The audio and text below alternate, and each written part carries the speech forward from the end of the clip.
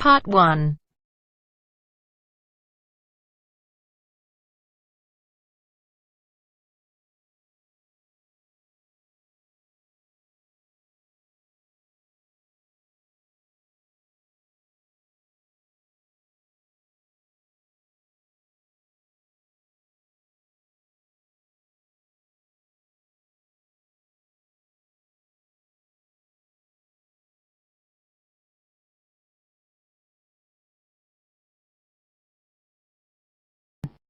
You will hear a conversation between a clerk from a moving company and a woman who wants to relocate to the United States. First, you have some time to look at questions 1 to 6.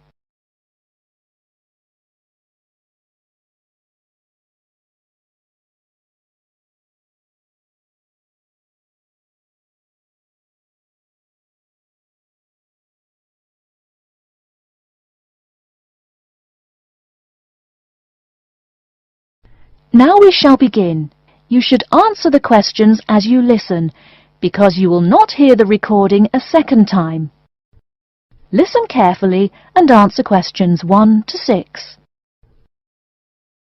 Good morning, ma'am, and welcome to Australia's Moving Experience. How can I help you? Well, I hope you can help me. I'm so up in the air right now. Just calm down now. Let me guess. You're moving and it has you a little confused. That's it exactly. You see, I'm relocating to the United States next month, and I'm having a hard time getting organised. Here, fill out your name and address and let me ask you a few questions. Oh, what should I call you? My name is Jane Bond. OK, Jane, first of all, what's your work phone number? In case I have any questions about things. My work phone is 9463 550. But please try not to call me too often there. My boss hates personal calls. So does mine, ma'am. So does mine. And what address should we ship your things to? My new company is letting me stay temporarily at 509 Clark House. That's CLARK. 1137 University Drive in Seattle. Seattle? Beautiful city, I hear. Mountains right beside the ocean almost. Cooler than Australia too. OK, and when should we come pack your things? I guess that would be on Monday, March 11th. Do you want any help with an after-packing clean-up? We do that for a small additional charge. Yes, that would be helpful. I promised the landlord I'd give her the keys back by 5 p.m. on Thursday the 14th. Great. We'll just schedule the clean-up for that day. That way, the place will smell clean and there'll be no dust. Well, you do think of everything. Oh, how much is this going to cost? Here is a list of our basic prices. Oh dear, this seems rather expensive. Yes, ma'am, but you're paying for the best. We're careful and we're fast. Like we say, the only thing we break are speed records getting you moved. Well, maybe that's so. Oh, I nearly forgot to tell you. I don't want my furniture shipped with me. I won't be looking for an apartment till after I arrive in America. Would it be possible to put my furniture in storage here for a month, then have it sent along later? Of course, we do that all the time. A couple of other things. Here at A Moving Experience, we try to pack your things logically. We don't just throw stuff in boxes. Before you hear the rest of the conversation, you have some time to look at questions 7 to 10.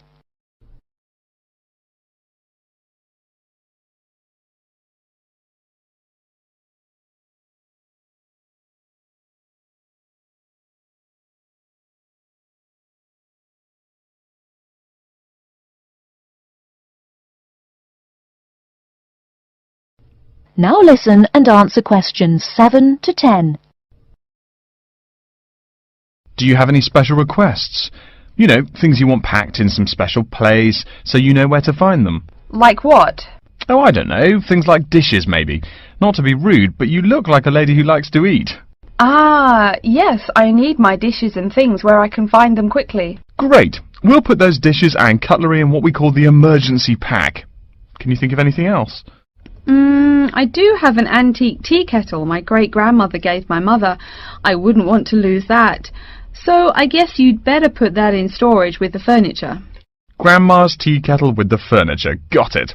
Say, how about things like your alarm clock? You don't want to miss your plane on the big day, right? Well, you certainly think of everything. Yes, that's right. I'll also need my alarm clock where I can find it. Fine, we'll put that in your personal package. And of course, we'll give you a list of where we pack everything. So all you'll have to do on Thursday the 14th is grab your luggage on your way out the door. I couldn't help noticing the new CD player you're carrying. Is that a Samsung?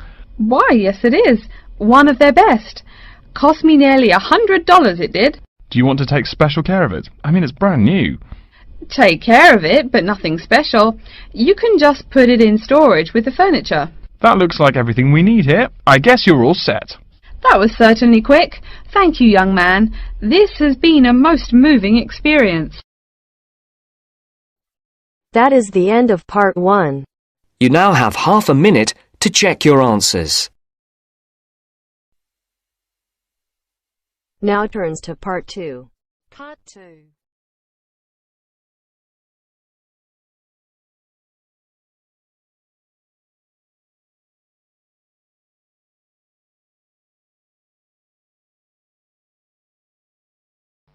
You'll hear an introduction to a conference on computer system language learning. First, you have some time to look at questions 11 to 16.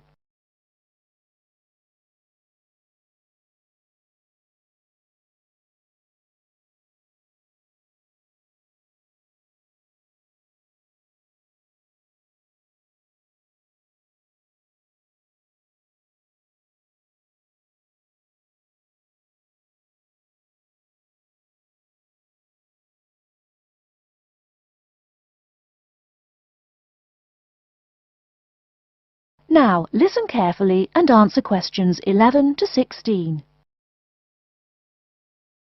Good morning everyone, and welcome to the second annual Wallabaloo Conference on Mastering Computer Languages. I hope you all had a good trip. Before we get underway with today's program, let me fill you in as to what's on tap for tomorrow, Sunday, February 19th. At 9 a.m, right here in the main hall, we'll be hearing a lecture from Dr. John Smith about computer as teacher. Professor Smith from the University of Melbourne is a world-class expert in the field of computer-assisted education, and his talk promises to be both stimulating and informative. Immediately afterwards, at 10:30, there will be a presentation of papers by various delegates. That, however, will take place in the garden room on the ground floor. If you don't yet know, the garden room is also called the ballroom, and will be gathering at the west end, the slightly raised area called Level 2. Just look for the crowd. If you get lost, there are signs in the foyer. After all that thinking, talking and listening, I expect everyone will be a bit weary. So at 11:15, there will be a break for coffee, cookies and other light refreshments. These will be available at the aptly named refreshment stand, placed by the door back here in the main hall. Also, if you choose to skip the formal lunch, you can buy a packed lunch at the stand for a reasonable price. I strongly urge you, however, to join us at the formal lunch. That won't be till 1 o'clock sharp, so you have time to stroll about town a bit. We'll be eating at the Seaview restaurant. The restaurant is located right here in the hotel on the top floor. It's a good dozen flights of stairs, so I suggest you take the lift on the ground floor, eh? If you're not fond of fish, there's an all-you-can-eat barbecue available as well. They even offer wallaby meat. After lunch, we'll troop back downstairs to Level 2 in the ballroom for the presentation of further papers, which will begin at 2 p.m. Please try to be on time. I know you'll be a bit tired after lunch, but the ballroom echoes so with people coming in late. Thank you in advance. Once we've heard the papers, we'll break for afternoon tea at 3:10 p.m. No need to walk. The manager of the refreshment stand has graciously agreed to have tea served in the ballroom. He's even promised us some special scones, baked from a recipe of his dear old Scottish grandmother. Then, tea being drunk and scones munched, we'll retire here to the main hall for some closing remarks and questions. So, by 5 o'clock, we should have the conference wrapped up. But the fun isn't over. This is Australia, mates. We'll be flocking to the hotel's own Palm Lounge on the east side of the foyer for an informal reception. You can relax, mingle with the other delegates, and let your hair down a bit. This will run from 5:10 to 6:10, though you're free to stay as long as you like. The lounge manager has informed me that for the duration of the actual reception, you can have all-you-can-drink beer for $20 with purchase of an advance ticket. Before you hear the rest of the talk, you have some time to look at questions 17 to 20.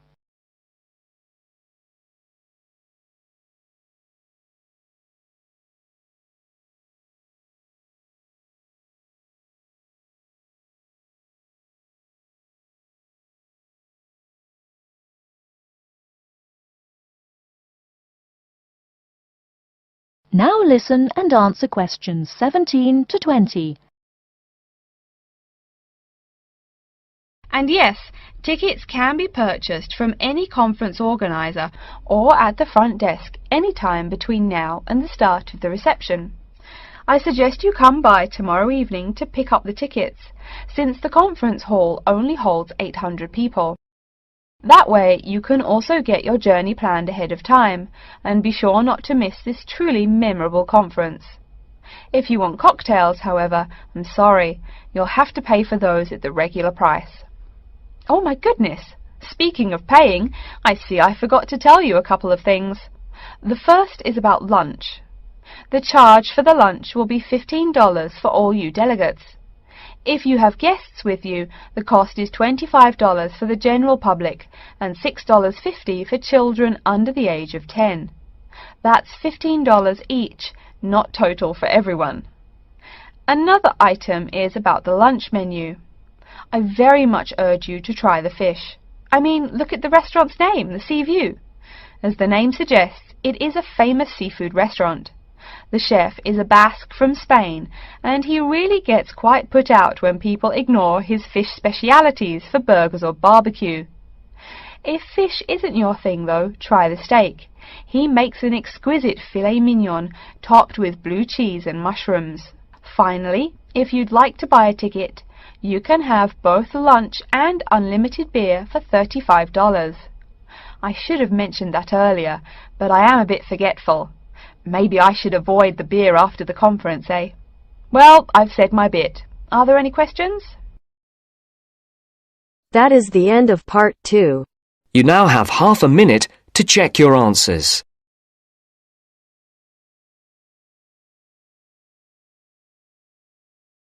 Now turns to part 3. Part 3.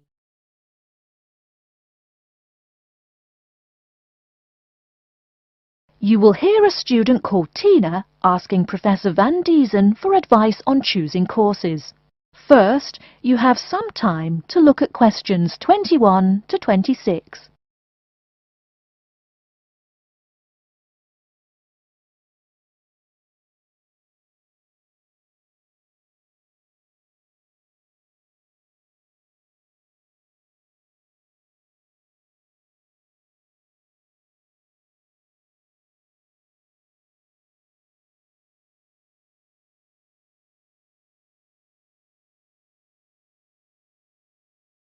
Now listen carefully and answer questions 21 to 26.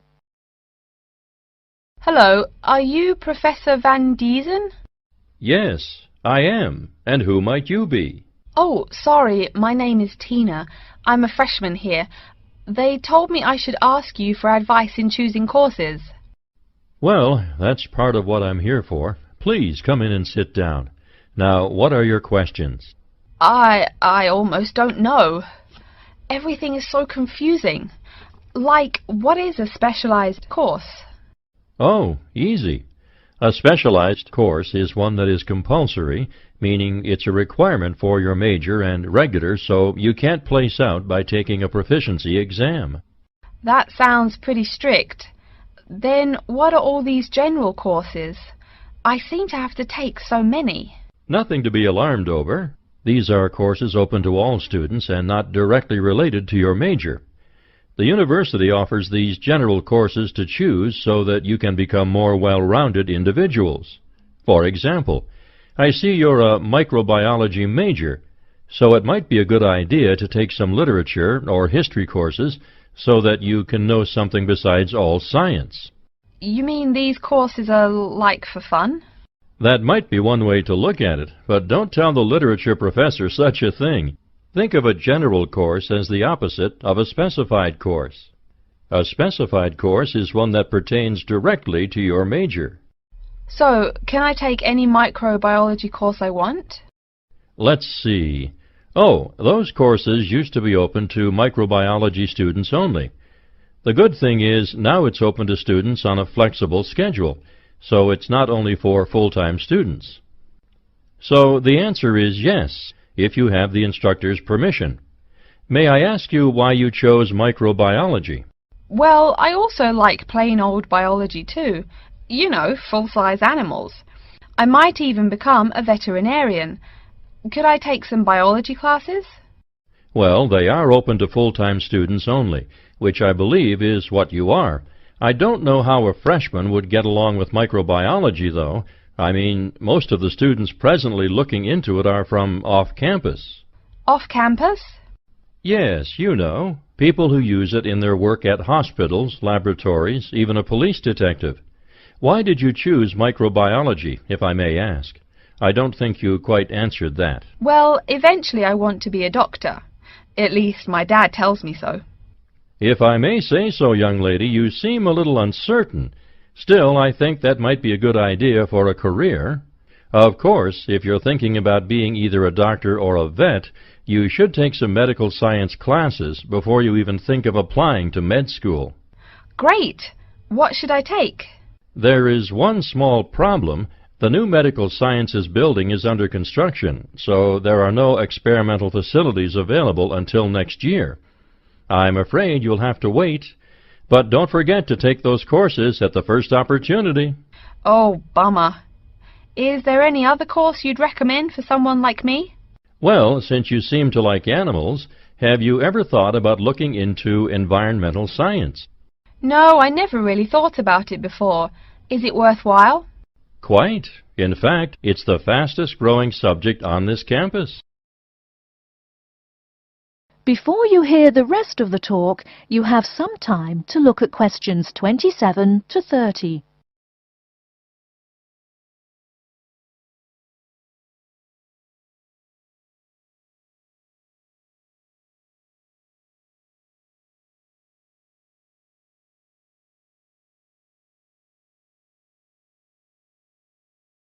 Now listen and answer questions 27 to 30. I'm sorry, I couldn't help noticing the long list of classes you've written out there. May I have a look? Oh, sure. Medical science, statistics, laboratory techniques, medicine, mathematics, computing. My, a bit of everything here.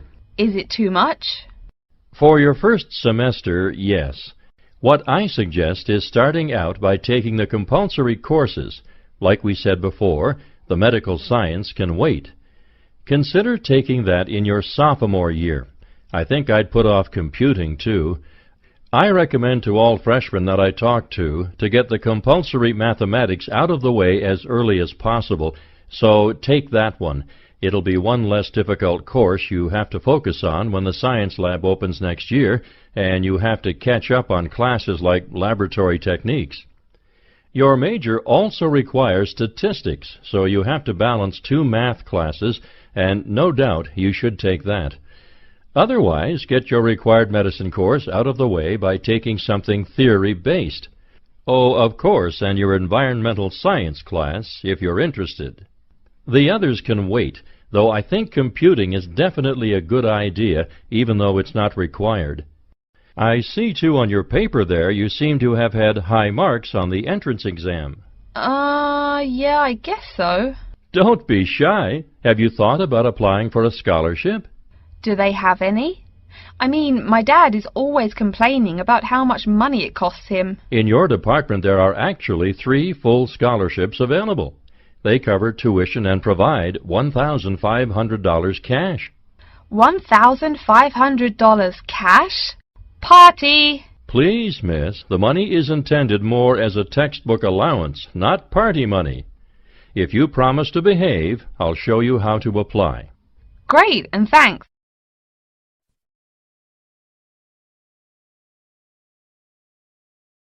That is the end of part 3. You now have half a minute to check your answers.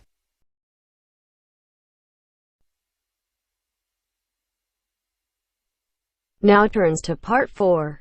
Part 4.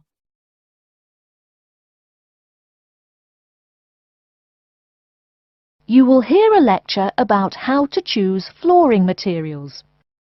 First, you have some time to look at questions 31 to 40.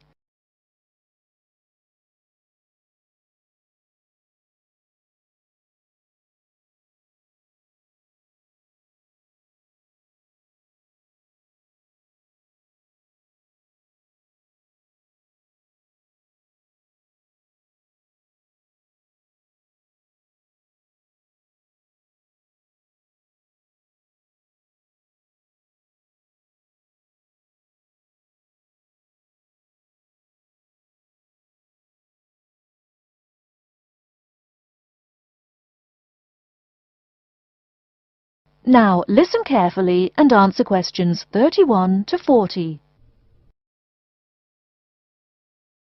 We've been talking about choosing building materials in the last week. Now, a great many factors influence the choice of building materials. You can't make a house of cards, right? And people who live in glass houses and all that. Anyhow, today I'd like to say a few words about flooring. Some artificial materials can be used, like plastic for instance, which offer mixed blessings when used as a flooring surface. On the one hand, plastic is cheaper than nearly any other alternative, short of bare ground. Plastic also does not warp like wood. On the other hand, the best that can be said about plastic is that it looks like wood or stone. However, it cannot replace the real materials. As I have mentioned, I'm fixing up a new house. The decorator my wife hired told me plastic does a great job of looking exactly like plastic. Besides, it scratches easily, fades or discolours, and starts cracking within a year or two. So, if you're fitting out a sleazy hotel or plan to live in a trailer park, go with the plastic. Really though, for all intents and purposes, this leaves us with wood or stone as choices for flooring. Stone and wood are alike in at least one respect. Both go through processing before they can be put to use. Since few of us cut our own lumber or quarry our own stone, this is not perhaps a pressing concern. Still, do-it-yourselfers would do well to remember to buy only properly seasoned wood. Unseasoned wood warps, and a warped floor quickly becomes firewood, and its owner quickly becomes poorer. Likewise, except for dull-hued materials like slate or sandstone, most stone floors are polished before installation. The choice goes well beyond just wood or stone. Each type requires many further considerations. A few special remarks are called for when considering wood. For example, as always, aesthetics, personal taste and layout all play roles, as well as the type of house or room. Oh, and certainly don't forget the cost. When it comes to cost, a rule of thumb is that the softer and less exotic the wood, the lower the cost. In the US, for instance, pine is both ubiquitous and cheap. Mahogany is imported and exorbitantly expensive. If you're on any kind of budget when remodeling, it's really helpful to remember to go for the softer woods. Aside from cost, there are still lots of different factors that are important in choosing the best flooring for the job. Continuing with the example of wood, one must consider the effects of each type of wood on the mood of the room. When selecting the best wood to use, particular attention needs to be paid to its grain patterns, texture and colour. In rooms where relaxation or deep thought is the aim, say bedrooms or the study, dark, strong-grained woods are the rule. Here, the grain ought to match the furniture for a feeling of homogeneity. In rooms where activity and motion are typical, the dining room or living room, lighter, finer-grained lumber is more suitable. In such a setting, the wood grain might be useful in offering a contrast to the furniture. This leads to a feel of subconscious excitement in keeping with the room's function. In either case, though, consult a decorator. It is a decorator's job to know what materials to use to fit the function of the room. Though some things about putting together a room are subjective and based on one's individual taste, materials appropriate to a room's function are much more straightforward. A decorator takes the needs of the customer and uses a mathematical formula rather than subjective words. Since feelings vary from person to person, verbal descriptions of wood types tend to be ambiguous. You want the wood you select, not something approximate. And if you do decide to do it yourself, remember that all wood must be treated with preservatives to enhance its appearance and preserve its natural beauty. In the case of stone, or quarry tile, as flat-cut flooring stone is properly called, a new set of considerations must be weighed up. Simple colour aside, the degree of reflection must be kept in mind. This is called the reflectance rate, which is expressed in a number between 0.0 and 1.0, depending on the amount of light it reflects. At one end of the scale is polished silver. At a rating of 1.0, this shiny surface reflects nearly all of the light directed at it. Numbers closer to 0 describe materials that absorb more light. Moving down the scale a bit, we see that plastic that has been painted white has a rate of 0.8, which makes sense. We know that the colour white reflects all other colour, while black absorbs all colour, and plastic itself is a relatively reflective material. Materials that are denser and darker have reflectance rates much closer to 0. The quarry tile I mentioned a while ago has a rate of 0.1. As you may know, quarry tile is generally dark brown and made from clay, so it is quite dense. Of course, there is considerable variation among types of quarry tile because of the hue or treatment of the clay during its creation. Does anyone have any guesses as to what material may have a rate of almost 0.0? We can guess most of these materials are black in colour, but plastic, wood and even stone reflect some light. One material with a rate of almost 0.0 is black velvet. The texture produces almost no shine at all. Carrara marble, despite its white hue, is actually lower in reflectivity than black onyx. In any case, the fact that tiles vary somewhat should not be forgotten. A highly reflective floor would not be suitable in a library. It would be indispensable in a ballroom, should your home be large enough to feature one. Again, a rule of thumb is that light means lively. Since form and material follow function, one should only use the more reflective materials in rooms where the cultivation and expression of energy is important. Bear in mind, too, that most types of stone cost more than all but the rarest of wood. Of course, there is no reason why some rooms of a house should not feature wood floors or other stone tiles. You can even mix the two. A room with wood panels on the walls can have a beautiful stone floor. My bedroom has white birch walls and a light blue slate floor. The place looks like a Russian hunting lodge. Remember though, go with what feels right for you. Good taste and the laws of interior design are the homeowner's servants, not his master. It's only beautiful when you decide it is. I mean, you're the one who lives there, not the decorator, right? Okay, are there any questions? That is the end of part 4. You now have half a minute to check your answers.